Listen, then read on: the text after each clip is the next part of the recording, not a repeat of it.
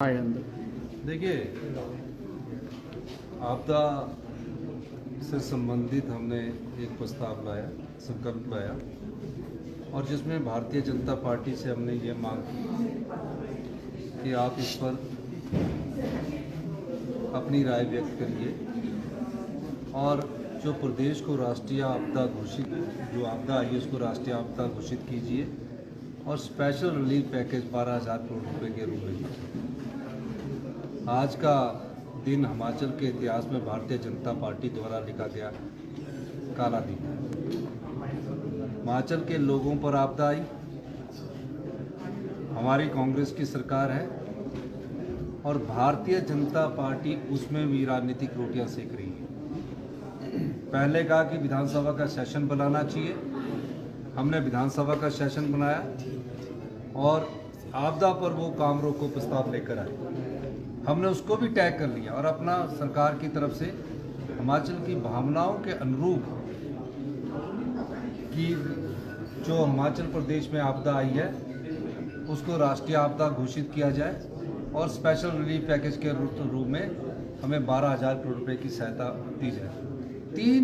3 दिन तक चर्चा चली और हमने अनुरोध किया, हमने जो संगठनात्मक ढांचा फेडरल स्ट्रक्चर में जो हमारे स्टेट के अधिकार थे उस बारे में हम परस्यू करके हम जो पैसा मिलता है उसके लिए हमने नड्डा जी का और उनका भी धन्यवाद किया, लेकिन हमने बोला कि अभी तक हमको कोई भी आपदा स्पेशल रिलीफ पैकेज नहीं मिला है और आपदा से संबंधित कोई भी राहत हमें नहीं मिली है।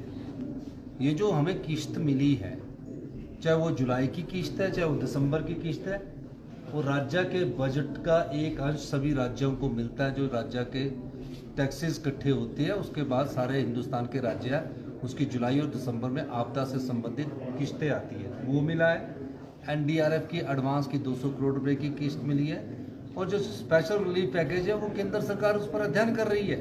हमने ये भी नहीं कहा कि रिजेक्ट किया, केंद्र सरकार उस पर अध्ययन कर रही है और भारतीय जनता पार्टी की जो यहाँ सभी विधायक जो चुनकर आए उनसे हमने मांग की कि आप इसे जो हमारा संकल्प है इसको राष्ट्रीय आपदा घोषित करने का जो हम संकल्प लाए उसमें समर्थन दीजिए और 12,000 करोड़ रुपए के जो स्पेशल रिलीफ पैकेज की हम बात कर रहे हैं उसमें समर्थन दीजिए।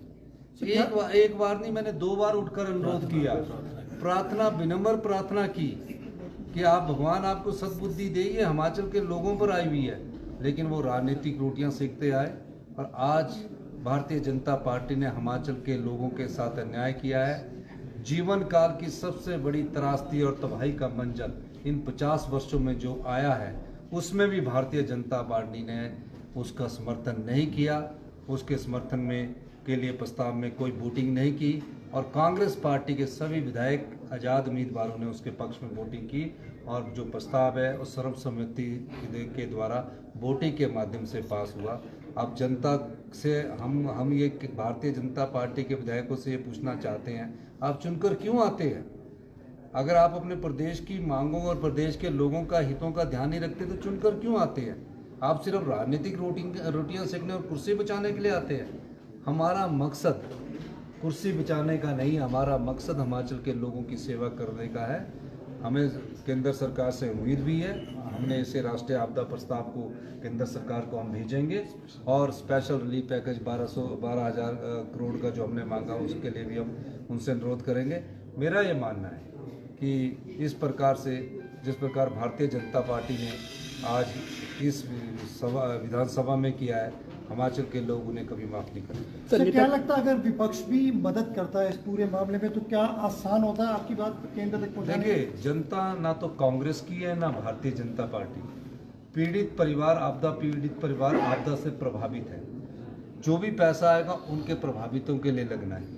आप उनकी मदद से पीछे हट रहे हो, आप उनकी मदद में सहयोग करना ही नहीं चाहते, आप सिर्फ राजनीतिक रोटियां देखना चाहते हैं।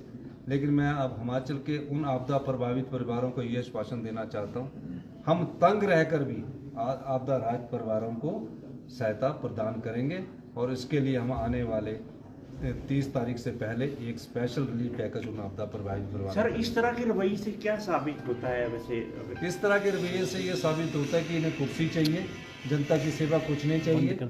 जनता की सेवा के लिए कोई भी प्रस्ताव आएगा, अगर हम विपक्ष में होते और इस प्रकार की आपदा आई होती तो हम इनका पुरजोर समर्थन करते कि हिमाचल के लोगों का हित सबसे पहले।